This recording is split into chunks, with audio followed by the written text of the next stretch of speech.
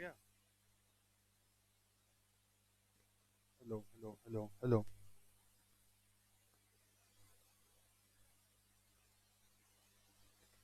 Hello hello hello.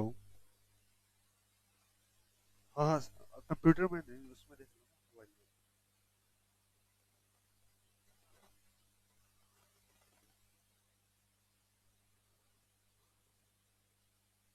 मैं आ रहा हूँ वीडियो में। Hello hello hello. आ रही है आवाज? इसमें वीडियो नहीं दिखा रहा, यूट्यूब पे खोल रखा है मैंने स्क्रीन पे। यूट्यूब पे स्क्रीन पे नहीं दिखा रहा, रुक जाओ, मैं रिफ्रेश करके दोबारा ऑन करता हूँ। एक second.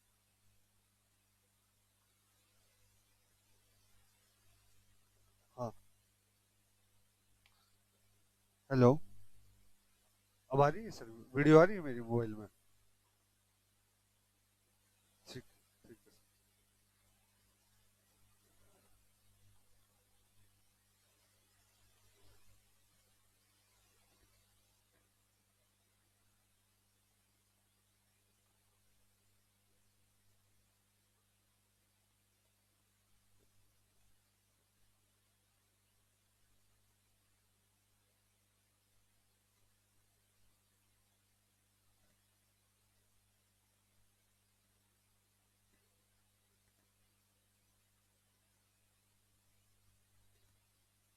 Hello hello hello hello hello. Mike testing, mike testing. Hello hello.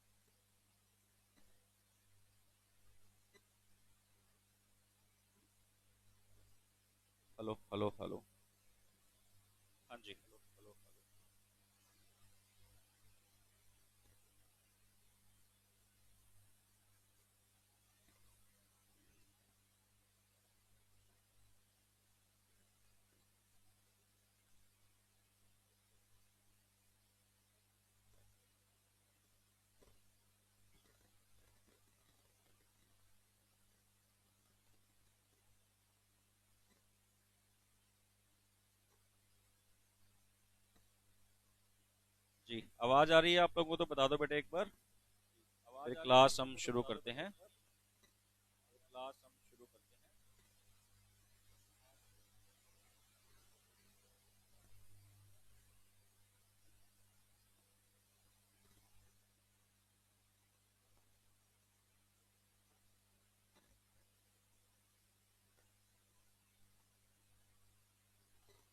कल हमने रेंज हम पढ़ रहे थे, वो थोड़ा बीच में रह गया था, है ना?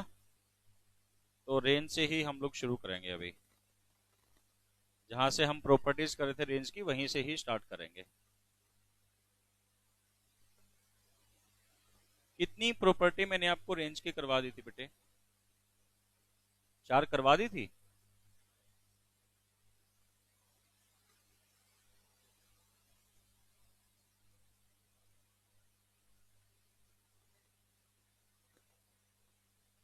हाँ, समझाई 2 ही थी ना।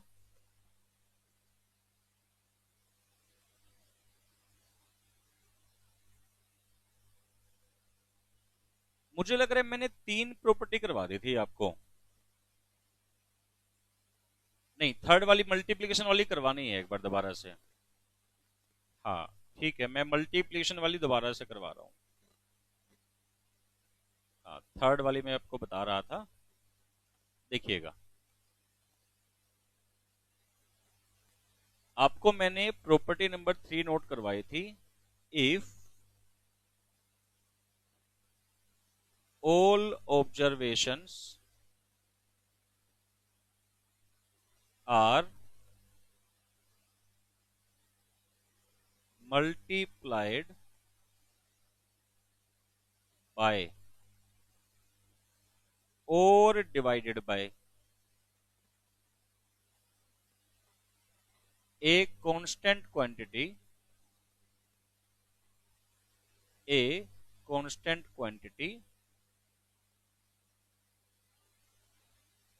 then the value of range also get multiplied or divided by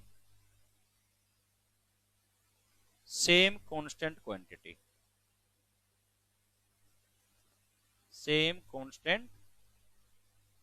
ये मैंने आपको सिखाया था, लिखवा दिया था। इसका मतलब चेंज इन ओरिजिन है कि स्केल है? स्केल चेंज हो रहा है। क्या ओरिजिन में चेंज होने से रेंज में चेंज आता है क्या? ओरिजिन में चेंज होने से रेंज में चेंज आता है? नहीं। देखो, अगर ओरिजिन चेंज हुआ तो डिस्पर्जन के किसी भी मेजर में, चाहे वो रेंज है, चाहे वो क्यूडी है, चाहे वो एमडी है, वो एसडी है, किसी में फर्क नहीं पड़ेगा। स्केल से पड़ेगा सब में। और स्केल से कैसा फर्क पड़ेगा? जितने से मल्टीप्लाई किया, जितने से डिवाइड किया, रेंज क्यूडी एमडी एसडी भी उतने से मल्टीप्लाई डिवाइड हो जाए। अब समझने की बात देखो क्या है। मान लो मैंने बोला x है 10, 20, 30, 40, 50। अब यहां पे अगर मैं रेंज निकालूं तो कितने आएगी? ऑनलाइन वाले बच्चों, आपको आवाज तो आ रही है ना? रेंज 40 आएगी। अगर मैं सभी नंबर को 2 से मल्टीप्लाई कर दूं तो ये 20, 40, 60, 80, 100 ऐसे हो जाएगा। कितनी रेंज आई? 80 आ गई रेंज, आप कह रहे हैं। और अगर मैं इसको -2 से मल्टीप्लाई करूं, -2 से मल्टीप्लाई करूं तो रेंज कितनी होगी? -80 की 80? -80 चेक कर लेते हैं। देखो, -2 से मल्टीप्लाई करेंगे तो -20, -40, -60, -80, -100, ये आ गया। रेंज का फॉर्मूला बताइए। h -l है। h कितना है बेटे? -100 नहीं, -20। क्योंकि जो नंबर माइनस में जाते रहेंगे, मैग्नीट्यूड जितना ज्यादा होगा वो नंबर उतना ही छोटा हो जाएगा। ऐसा पढ़ा है नंबर लाइन में, देखो। ये 0 होता था, 1 2 3, -1 -2 -3 ऐसे होता था। ध्यान आ रहा है? तो हाईएस्ट वैल्यू -20 है और माइनस करूंगा -100, तो ये प्लस के 100 हो जाएंगे, रेंज तब भी 80 ही रही। तो 2 से मल्टीप्लाई करो या -2 से करो, इससे कोई फर्क नहीं पड़ता। फर्क पड़ेगा मैग्नीट्यूड से, साइन से फर्क नहीं पड़ेगा। आप 2 से गुना करोगे तब भी डबल हो जाएगी, -2 से करोगे तब भी डबल ही होगी। बात समझ में आ रही है मैं क्या कह रहा हूं आपको? तो यहां से एक प्रॉपर्टी बनेगी, क्या? लिखिएगा property number 4। If x and y are related as y equal to a plus bx, then range of y equal to modulus of b range of x।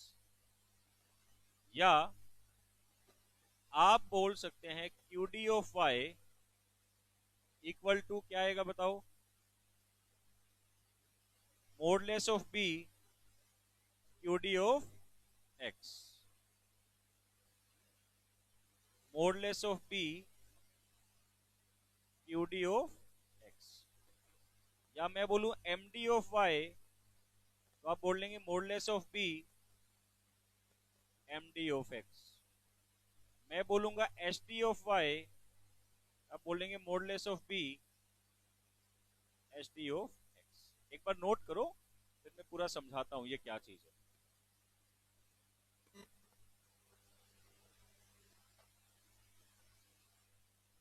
Note कर लिया बच्चों?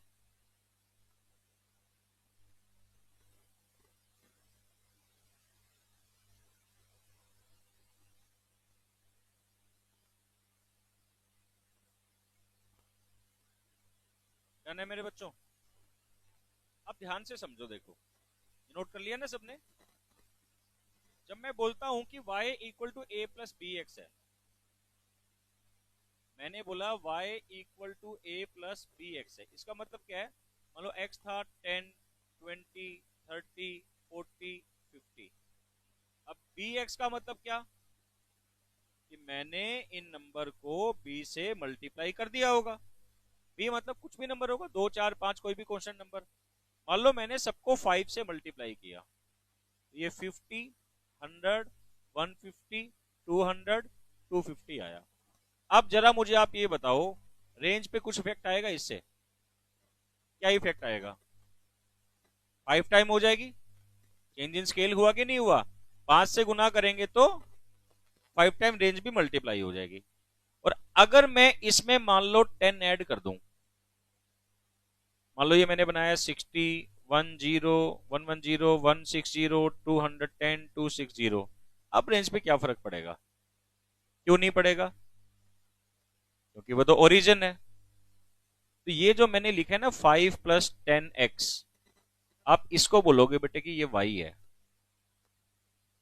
5x + 10, आप इसको y कॉल करोगे यहां पे, ठीक है?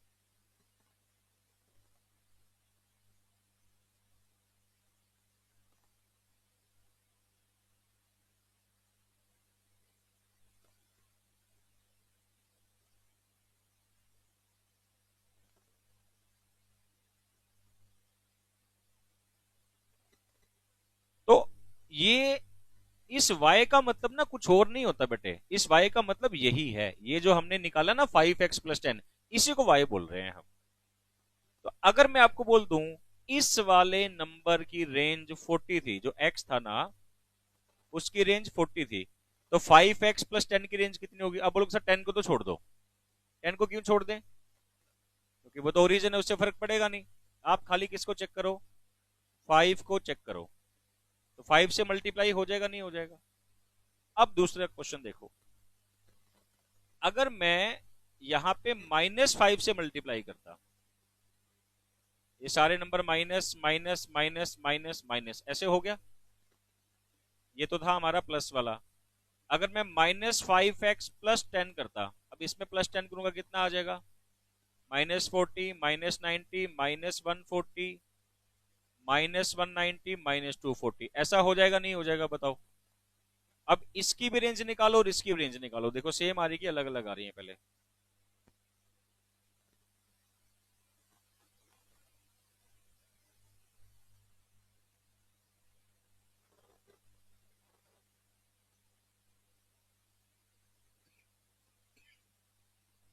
बताओ, सेम आ रही कि अलग अलग आ रही है? सेम आई ना? इसका मतलब 5 से गुना करो या -5 से करो, कोई फर्क नहीं पड़ेगा। इसलिए मैंने क्या लिखवाया था कि range of y equal to modulus. Modulus का मतलब क्या होता है? प्लस माइनस इग्नोर कर देंगे, है ना? Equal to range of x। मान लो मैं आपको बोल दूं y इक्वल टू 10 - 7x है, तो अगर मुझे x की रेंज पता हो तो y की रेंज कितनी हो जाएगी? 7 गुना हो जाएगी नहीं हो जाएगी? क्योंकि इस प्लस वाले 10 का तो कुछ लेना देना है ही नहीं, बस फर्क किससे पड़ेगा? मल्टीप्लाई किससे कर रखा है? तो मल्टीप्लाई -7 से कर रखा है ना, तो तुम -7 यूज मत करना, तुम क्या करोगे? प्लस का 7 ही यूज करना है अपने को। इसलिए हम क्या लिखते हैं, मान लो मैंने बोला y equal to a minus B X, तो मुझे यूज यहां से जब मैं करूंगा रेंज ऑफ y, तो मैं मोडलेस ऑफ b जब कर दूंगा और रेंज ऑफ x यहाँ पे लिख दूंगा, तो ये जो -7 था ये वाला, ये यहाँ पे प्लस हो गया कि नहीं हो गया? क्योंकि b की वैल्यू तो -7 है, तो मैं यहाँ पे इसको 7 ही यूज करूंगा। इसलिए हमारी ये वाली प्रॉपर्टी बन रही है। अब ये y equal to a plus B X, कुछ सेंस समझ आ रहा है क्या किया होगा? पहले कोई x होगा, उसको b से मल्टीप्लाई किया होगा, उसमें a प्लस किया होगा, ऐसा प्रोसेस करके हमने y बना लिया होगा, जो ये मैंने तुम्हें बना के दिखाया। ये x था, ये मल्टीप्लाई किया, ये प्लस किया, ये y बन गया। अब इसकी रेंज मुझे पता है, मैं इसकी रेंज पूछ रहा हूं, तो सीधी सी बात है 5 से गुना कर दो बस। बोलो समझ आया कि नहीं आया? ऑनलाइन वाले बच्चों बताओ भाई, क्या ये बात आपको समझ आई कि नहीं आई? तो डाउट है तो बताओ।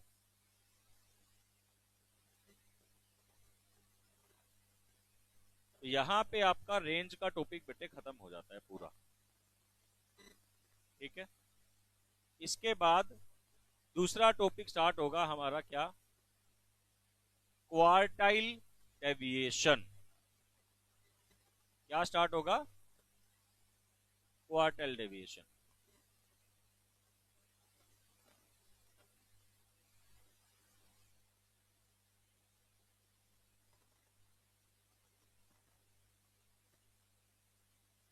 क्वार्टाइल डेविएशन, अब इसमें 2-3 फॉर्मूले लिख लो पहले।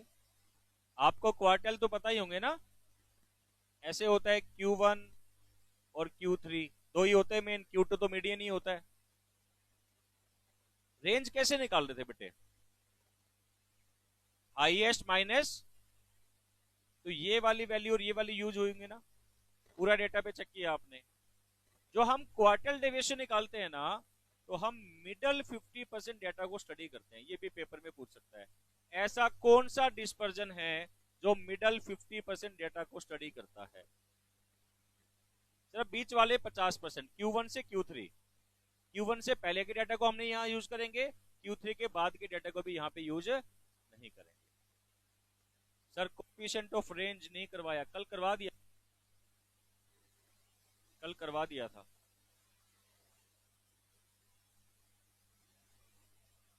डन है? क्या लिखा आपने? Which measure of dispersion use middle 50% data, तो क्या आंसर लिखेंगे? Quartile deviation. ठीक है बच्चों, अब लिखिएगा पहला फॉर्मूला, इंटर क्वार्टाइल रेंज, दो क्वार्टर के बीच में रेंज। तो दो क्वार्टर में सबसे बड़ी वैल्यू कौन सी है? Q3। सबसे छोटी कौन सी है? बस यही हमारा फॉर्मूला है, Q3 माइनस Q1। अगर इंटर क्वार्टाइल रेंज निकालनी हो तो Q3 minus Q1। Number 2, semi. Semi का मतलब क्या होता है? Half. Inter quartile range,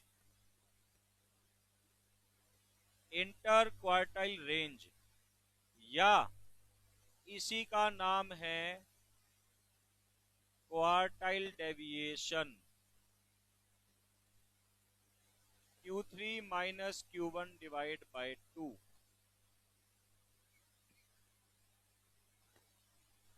inter quartile range का यूज बहुत ही रेयर होगा, हमें तो क्या निकालना है? Quartile deviation. And number 3, sir video चल ही नहीं रही, किस किस बच्चों को दिक्कत आ रही है भाई?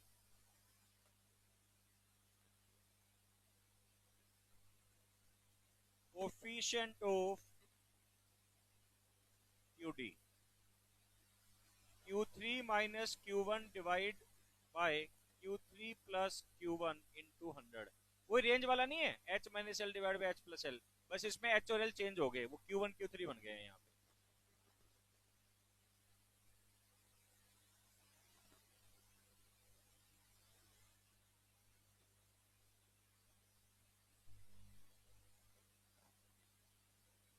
लिख लिया बच्चों? अब कितने बच्चों को Q3 Q1 निकालना नहीं आता? अगर डेटा गिवन हो Q3 Q1 निकालना नहीं आता, n+1/4, याद है फॉर्मूला? एक क्वेश्चन दे दूं? लो करो फिर एक क्वेश्चन।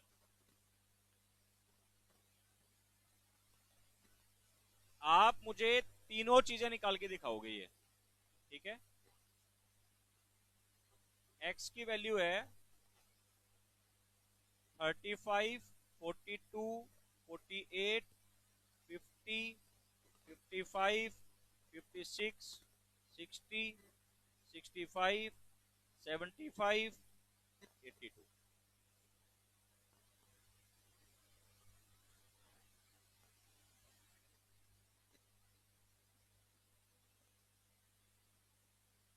चलिए बेटे, आप पहले Q3 निकालो, फिर Q1 निकालो, दोनों की वैल्यू पता चल जाएगी, फिर तो काम हो ही जाएगा।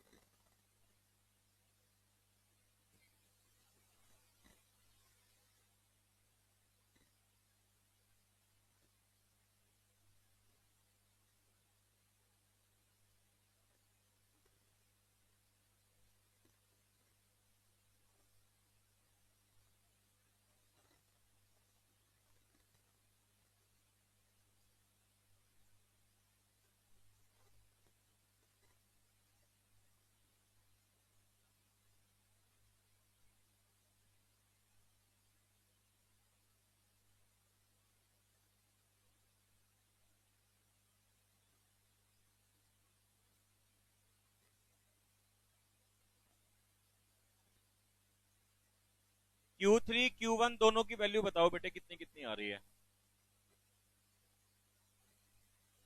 Q1 कितना आया? 2.75। थप्पड़ खाना बेटे, वो 2.75 टर्म होती है, टर्म कौन निकालेगा? इतना इतना सिखा दिया, फिर भी ऐसे हाल है तुम्हारे।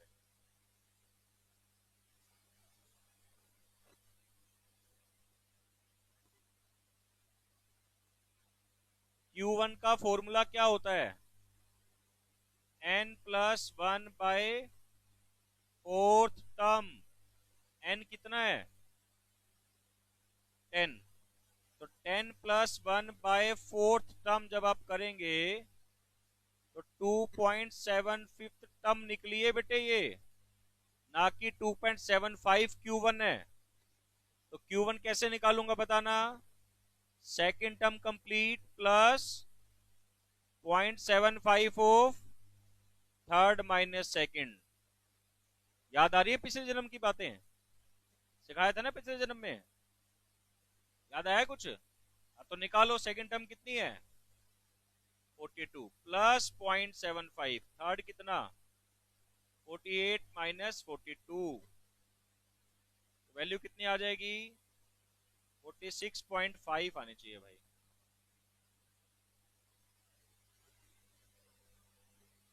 Q1 46.5, ये काव्य बढ़िया है भाई, सही है। केशव गोयल सही है। और ऐसे ही Q3 निकाल लेना भाई, उसकी वैल्यू 67.50 आ जानी चाहिए। और अगर ये दो वैल्यू आपसे निकल गई हैं, फिर ये तीनों चीजें निकालना तो कोई बड़ी बात है ही नहीं, वैल्यू तो पुट करनी है इसके अंदर, समझ गए? तो एग्जाम में ऐसा क्वेश्चन आ सकता है बेटे। मैं तीनों के आंसर लिख रहा हूं, आप मैच करके मुझे बता देना एक बार, अगर तीनों सही निकल जाएं तो। इंटर क्वार्टल रेंज 21 आ रही होगी, क्वार्टल डेविएशन आ रहा होगा 10.50, और कोफिशिएंट ऑफ क्वार्टल डेविएशन 18.42% आ रहा होगा।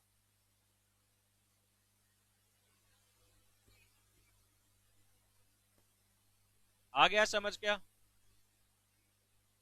ये सारी वैल्यूज निकल जाएंगी अगर मुझे Q3 और Q1 पता होगा तो। और एग्जाम में पूरे पूरे चांस होते हैं Q3 Q1 दिया ही होता है, हमें निकालना नहीं पड़ता है। निकालना पड़ सकता है, मैंने सिखा दिया आपको, और ये मैंने सेंट्रल टेंडेंसी वाले चैप्टर में भी सिखाया था, बट जनरली निकालना नहीं पड़ता, वैल्यू गिवन होती है, आपको फॉर्मूला याद होना चाहिए बस, उसमें वैल्यू पुट कर देनी होती है। समझ गए? इसके बाद आगे चले, समझ आगे बेटे ये? हाँ जी, ऑनलाइन वाले बच्चे किसी को कोई परेशानी है तो बताओ, ना समझ आया हो तो।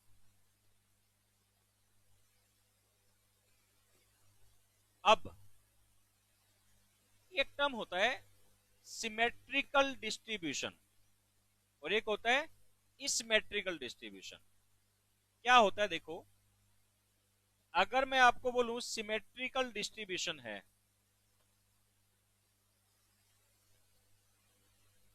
सिमेट्रिकल डिस्ट्रीब्यूशन है,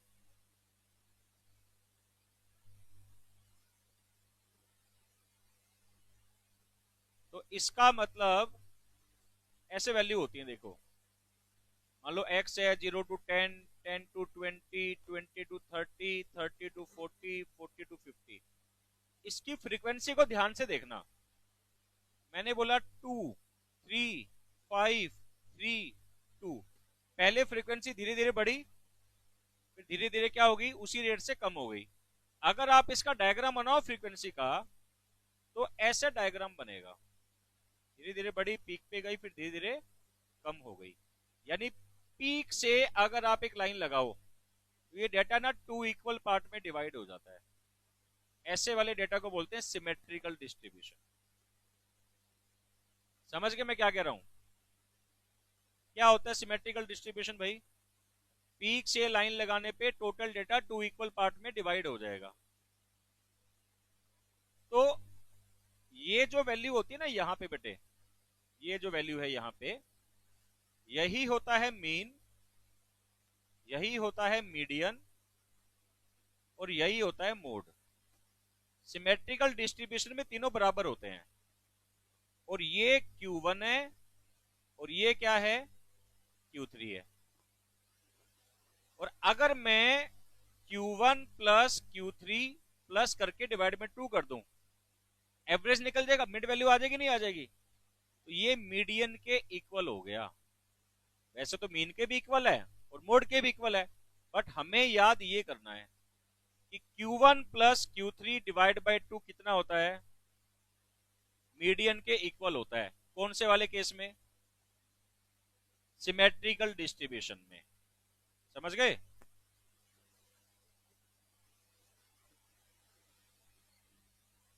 आया क्या समझ?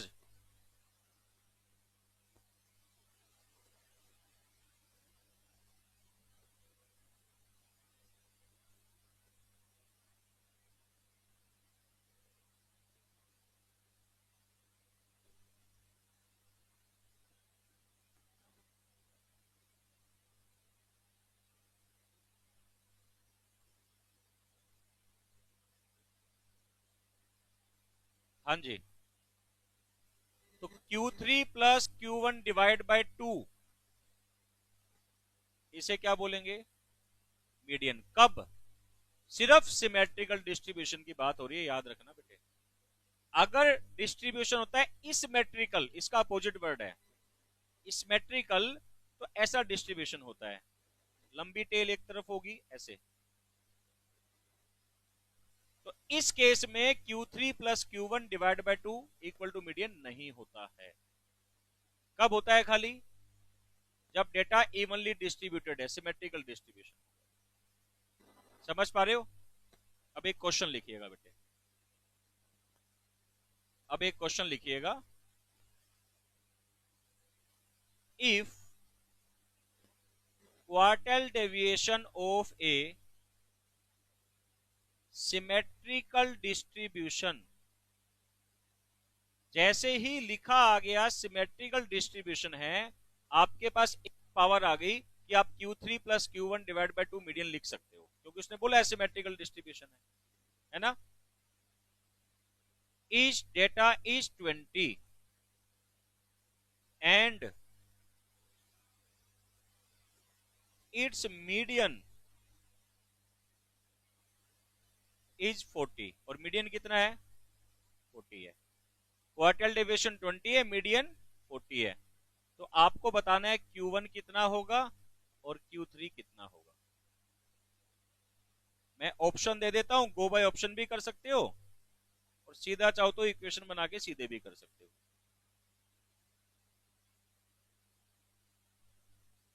बताइएगा क्या आंसर आएगा।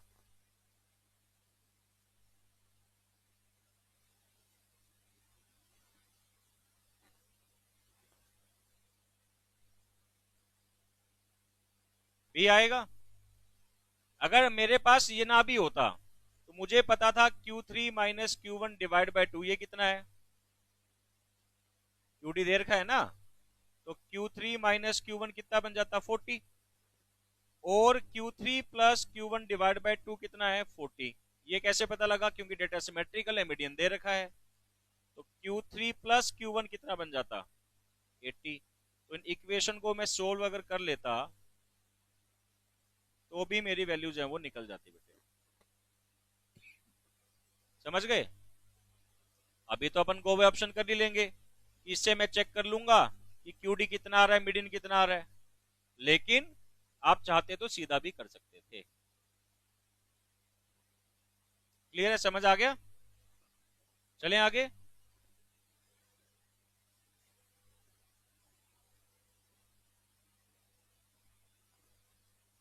लिखिएगा, ये लास्ट क्वेश्चन है, QD खत्म हो गया बस। QD में 4 प्रॉपर्टी है। कैसे आ सकती है 4 प्रॉपर्टी? सारे नंबर सेम है, QD बताइए। 0, क्योंकि सारे नंबर सेम होने पे डिस्पर्जन कितना होता है? 0। सभी नंबर में 5 प्लस कर दिया, QD पे क्या इफेक्ट आएगा? कोई फर्क नहीं आएगा, चेंज इन रीजन है। वही प्रॉपर्टी तो रेंज में सिखाई। सारे नंबर को 5 से मल्टीप्लाई कर दिया, QD पे क्या इफेक्ट आएगा? 5 से मल्टीप्लाई हो जाएगा। y equal to A plus B X है, QD ऑफ x पता है, QD ऑफ y निकालना है। क्या फॉर्मूला लगाओगे? QD of y equal to modulus of b into QD of x। वही चारों के चारों प्रॉपर्टी, QD MD SD सब में सेम ही चलेगा। वो मैं दोबारा नहीं करवा रहा हूं अभी ना। लिखिएगा,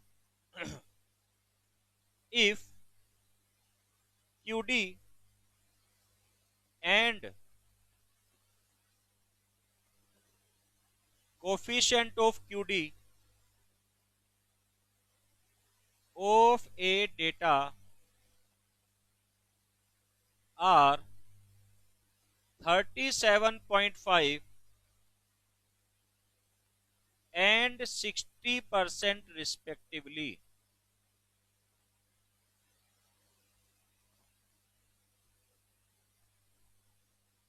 then its lower quartile is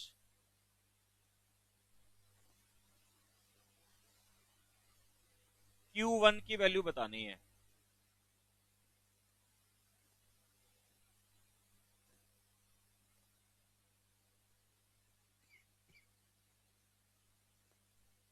चलिए कीजिए।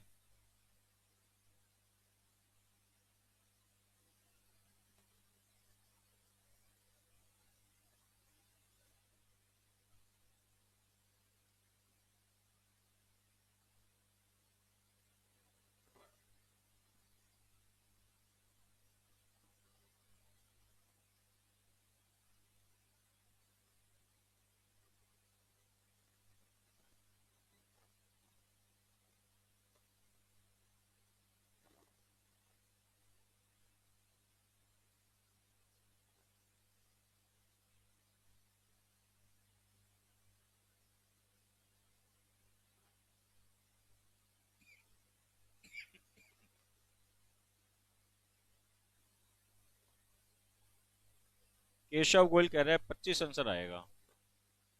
अच्छा, काफी ने भी बोला 25 आएगा, ठीक है।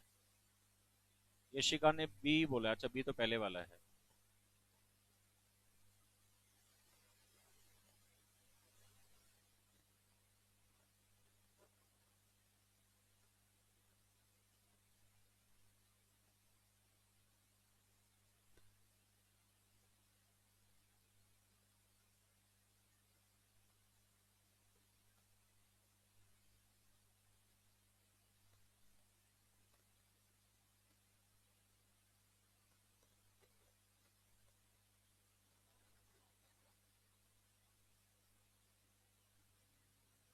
पच्चीस 25 25 25 सब 25 आंसर दे रहे हैं। बच्चे तो बहुत सारे लाइव हैं। आंसर सिर्फ आया है 1 2 3 4 5 बच्चों का आंसर आया है सिर्फ भाई। नहीं हो रहा बेटे? हो गया?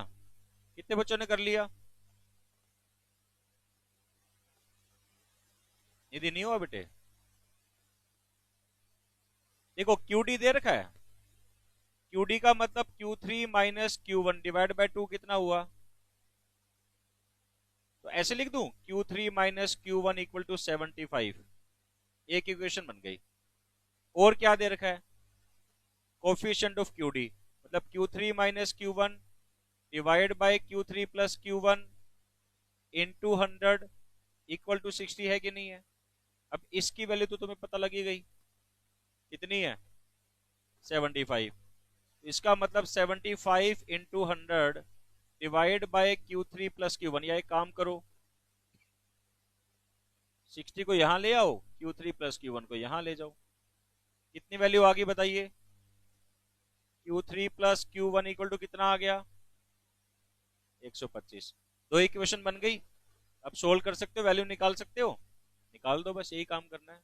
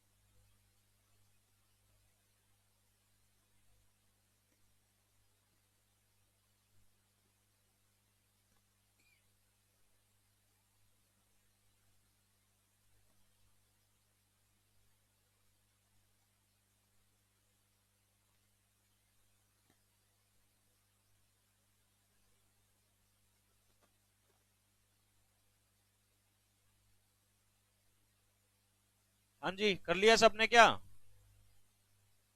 तो यहां पे टोटल डेविएशन हो जाता है जी समाप्त। इसी टाइप के क्वेश्चन आ सकते हैं बस। अब हम पढ़ेंगे मीन डेविएशन। मीन डेविएशन में छोटा ही काम है, बहुत सारा काम है नहीं। रेंज में समय क्यों लगा? क्योंकि प्रॉपर्टी करनी थी, और यहां प्रॉपर्टी क्या होंगी, रिपीट ही हो रही है, तो प्रॉपर्टीज के लिए टाइम नहीं लगाना यहां पे। अब mean deviation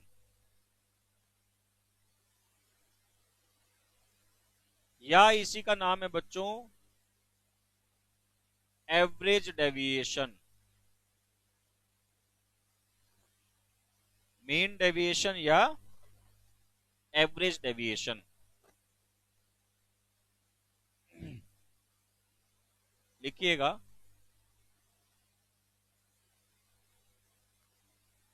the average of the absolute deviations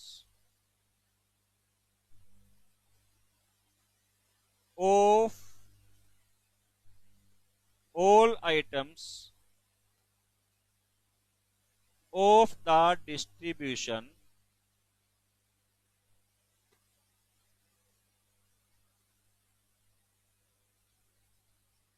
from a central value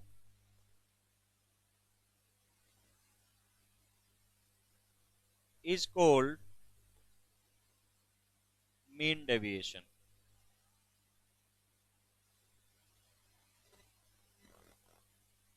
ऐसे लिख लेना एक बात और, it is also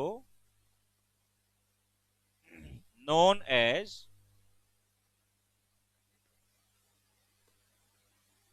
first movement of dispersion।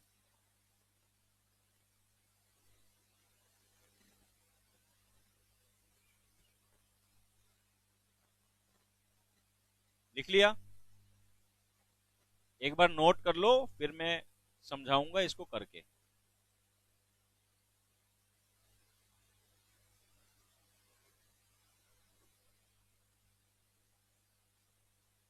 Mean deviation में बहुत थोड़ा सा काम है, बिल्कुल ही।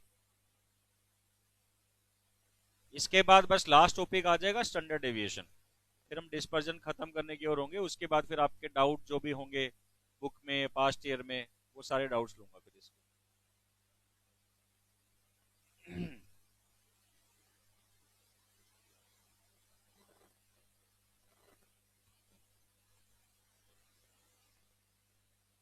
करें जी शुरू।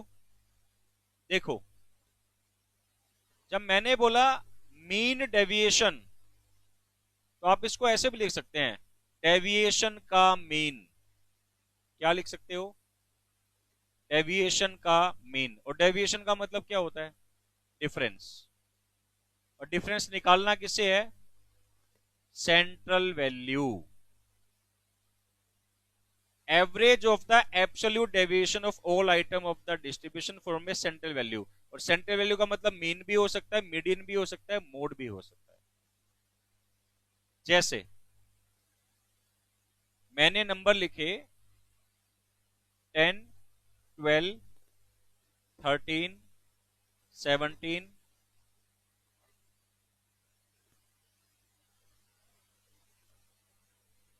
और 23। आप पहले मुझे इसका मीन निकाल के दिखाइए। आप पहले मुझे इसका मीन निकाल के दो, मीन कितना आएगा?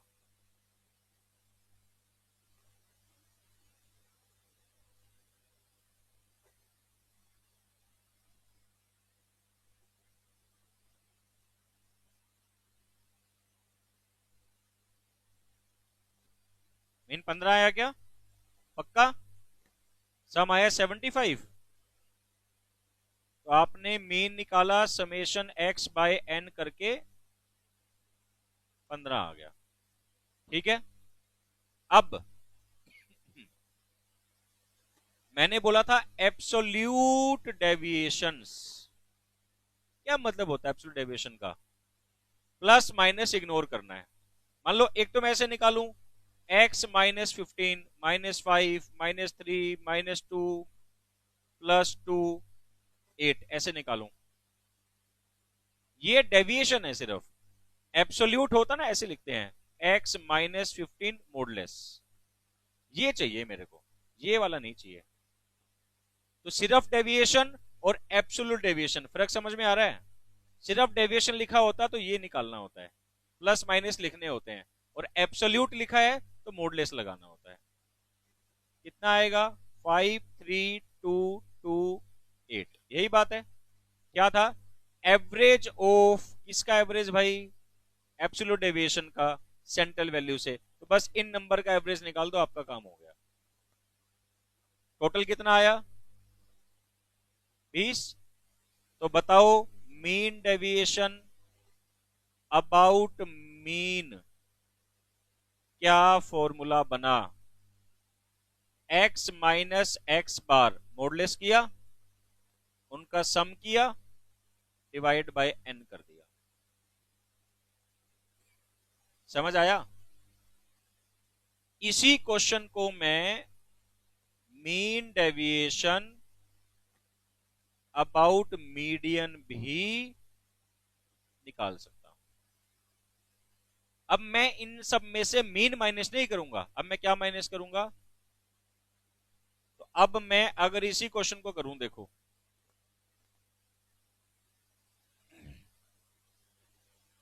x की वैल्यू है हमारे पास 10, 12, 13, 17, 23, ये वैल्यू दी है। अब इनमें से क्या माइनस करूं बेटे? मीडियन कितना आएगा? 13 आएगा ना। अब मीडियन से मैंने एब्सोल्यूट डेविएशन निकाल लिए पहले, 3, 1, 0, 4, 10, यही बात है क्या? अब इनका एवरेज निकाल दो। तो फॉर्मूला क्या बनेगा? x माइनस मीडियन करके डेविएशन निकाला एब्सोल्यूट, फिर उसका एवरेज कर दिया। कितना सम आया? 18।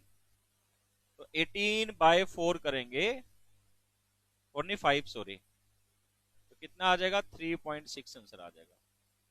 तो मीन डेविएशन अबाउट मीन और mean deviation about median same answer आएगा क्या? नहीं, अलग आएगा, क्योंकि वो हमने मीन से निकाला, वो मीडियन से, डेटा ही अलग हो गया वहां। तो समझ आया क्या मतलब है? अब एक बार, अच्छा सेम ऐसे ही मोड से भी निकल सकता है। मोड से होता तो मैं क्या करता भाई? Mean deviation about mode, but इसको ना बहुत ज्यादा यूज किया नहीं जाता। क्यों नहीं किया जाता भाई? क्योंकि कभी कभी मोड निकलता ही नहीं है। अब इस क्वेश्चन में क्या मोड होएगा? कोई भी नंबर रिपीट ही नहीं है, तो मोड है ही नहीं। होता तो मैं क्या करता? x में से पहले मोड को माइनस करता और डिवाइड बाय n कर देता।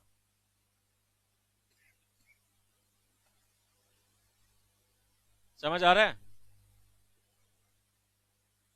पक्का? तो तीनों फॉर्मूले नोट कर लो भाई,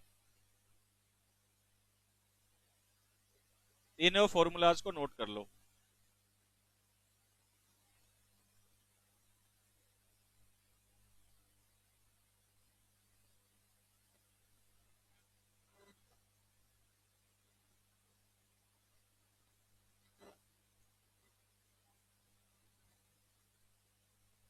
करो, नोट करो बेटे।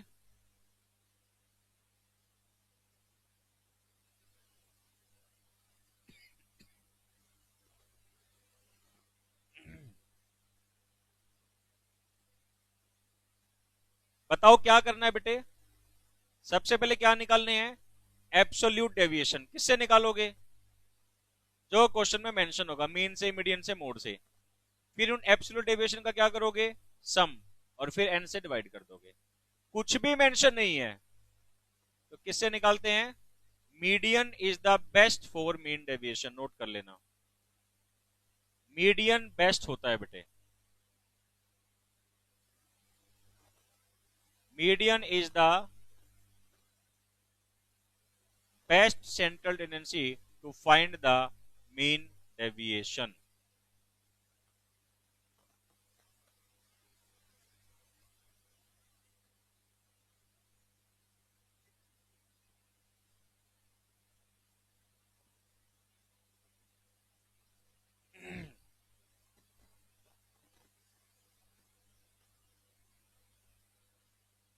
हाँ जी, कोई डाउट है? ये वाली लाइन देखो पढ़ के, अब समझ आ रही है क्या? एवरेज ऑफ किसका एवरेज निकाला? Absolute deviation of all item of the distribution. और एब्सोल्यूट डेविएशन किससे निकाले थे? सेंट्रल वैल्यू मतलब मीन मीडियन मोड कुछ भी हो सकता है। बात समझ में आ रही है? इसके बाद लिखिएगा बच्चों coefficient of mean deviation. Coefficient of mean deviation, coefficient of mean deviation about mean. तो ऊपर लिखोगे मीन डेविएशन जो हमने मीन से निकाला, जिससे निकाला उसी से डिवाइड कर देना। Coefficient of mean deviation about median, ऊपर लिखोगे मीन डेविएशन मीडियन से निकाला हुआ divide by median into 100। Coefficient of mean deviation about mode, mean deviation z divide by z into 100। z means mode. ये इसके 3 फॉर्मूले हैं बेटे।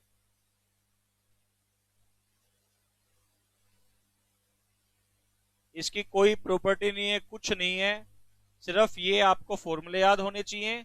वैल्यू आगे निकालने के लिए तो वैल्यू निकाल के दिखानी पड़ेगी बस। एमडी पे क्वेश्चन आने के चांसेस कम है क्योंकि सिर्फ कैलकुलेशन की बात है, प्रॉपर्टी कुछ। हाँ, 4 प्रॉपर्टी सेम चलेंगी, सारे नंबर सेम है। एमडी कितना 0 क्योंकि डिस्पर्जन 0। सभी नंबर में 5 प्लस किया, एमडी पे क्या इफेक्ट आएगा? No effect. सभी नंबर को 5 से मल्टीप्लाई किया, एमडी भी 5 से मल्टीप्लाई हो जाएगा। y equal to a plus B X है, x का मीन डेविएशन पता है, y का मीन डेविएशन कैसे निकलेगा? Modulus of b into mean deviation of x। वही 4 property same to same repeat होंगी। समझ गए? अब अगर डिस्क्रीट सीरीज हो और कॉन्टिन्यूस सीरीज हो, निकलता तो मीन डेविएशन वहां भी है, लेकिन वो हमारे को बहुत फोकस करने की जरूरत नहीं है। क्यों नहीं करना? क्योंकि वो बड़ा क्वेश्चन बन जाएगा कैलकुलेशन वाला, और पेपर में आपसे ऐसा क्वेश्चन नहीं पूछेगा कि आपको पहले वो 0 से 10, 10 to 20 वाली कैटेगरी दे दे और फिर आप क्या करो, पहले उसका मीन निकालो, फिर डिविएशन निकालो, फिर मल्टीप्लाई करो। वो लंबा चौड़ा काम हो जाएगा हमारे लिए। कहो तो मैं एक एक क्वेश्चन हल्का हल्का बता देता हूं, बट उसको हमें करने की जरूरत नहीं है। आप फिर भी चाहते हैं एक काम कर लो, नहीं मैं फिर भी बता देता हूं बेटे। ये जो फॉर्मूला था ना, लो मैं मेरा काम आसान कर लेता हूं। ये किसके फॉर्मूले थे? इंडिविजुअल सीरीज के। मैं यहां नाम लिख देता हूं डिस्क्रीट सीरीज, और मैंने यहां पे लिख दिया f। बस हो गया मेरा तो काम। तुम सारे नोट करो।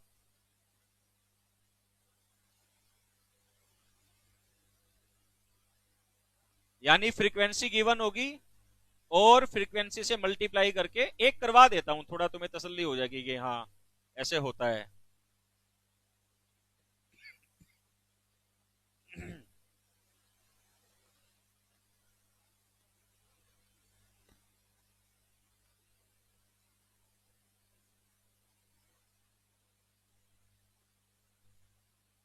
मॉडुलस के बाहर ही होगा, पहले डेविएशन निकलेंगे फिर ही तो एफ से मल्टीप्लाई होगी ना।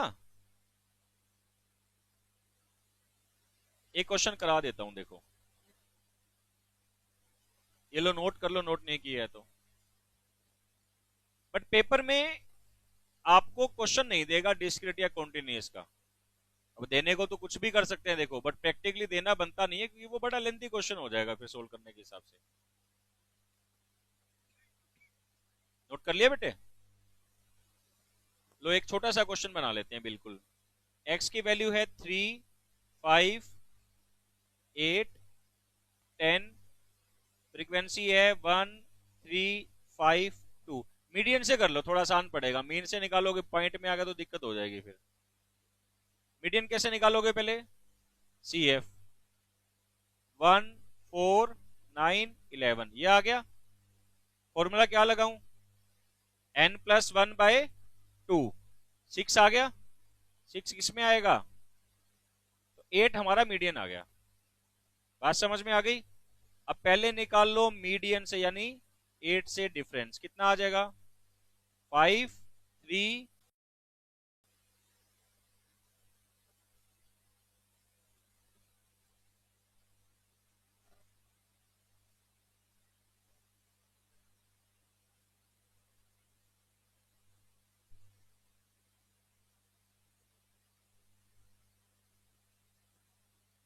हाँ जी। तो इस वाले केस में अब मैं f से मल्टीप्लाई कर चुका हूं। अब क्या करूं? सम करो कितना आया?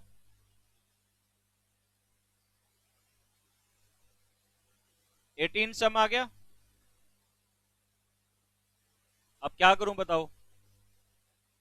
Summation of F x minus median divide by summation F. तो 18 डिवाइड बाय कितना कर दूं बेटे? 2 5 10 11 आ गया क्या? तो 18 बाय 11 सोल्व कर लो, कितना आएगा?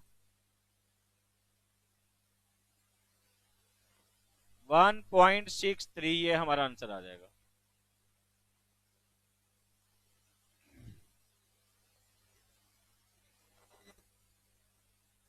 वन 1.636 समथिंग कुछ है, वो आंसर आ जाएगा।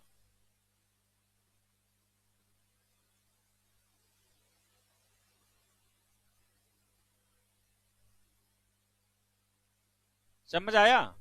बट मुझे ऐसा लगता नहीं है कि एग्जाम, देखो ये तो मैंने बहुत छोटा सा क्वेश्चन दिया, हो सकता है ऐसा आ भी जाए तो मैंने आपको सिखा दिया है। बट अगर मान लो हमें ये क्वेश्चन किससे देते, मीन से करने के लिए, तो पहले एफ इंटू एक्स निकालोगे, उसका मीन निकलेगा, फिर उसका डेविएशन निकालोगे, फिर एफ से मल्टीप्लाई करोगे, समेशन करोगे, तो थोड़ा सा लंबा प्रोसेस है। तो ये कम चांस है कि एक नंबर में ऐसा क्वेश्चन आपको देगा, बट फॉर्मूला आपको फिर भी पता होना चाहिए। और अगर सीरीज कॉन्टिन्यूस होती तो मैं क्या करता भाई, पहले मिड वैल्यू निकाल लेता और फिर जैसे काम करते वैसे हो जाता। समझे कि नहीं समझे? तो यहां पे आपका मीन डेविएशन होता है समाप्त। अब हमारे पास वैल्यू आ गई किसकी? Standard deviation. स्टैंडर्ड डेविएशन अभी करा दूं शुरू? ठीक है।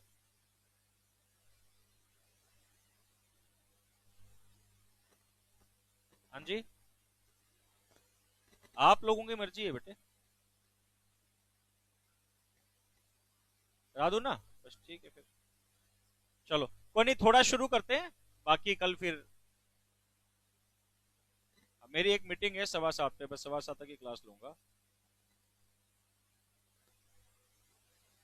नहीं रेस्ट की मेरे को जरूरत नहीं है, वो यहीं पे आएंगे।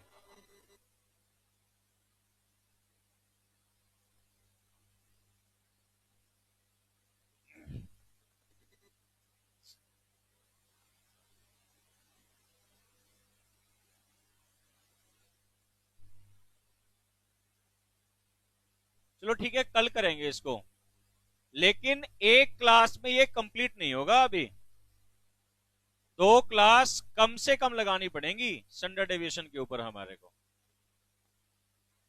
ठीक है? हाँ, स्टैंडर्ड डेविएशन बहुत आराम से कराऊंगा, बिल्कुल तसल्ली से एकदम। ठीक है बच्चों, कल मिलते हैं फिर, बाय बाय।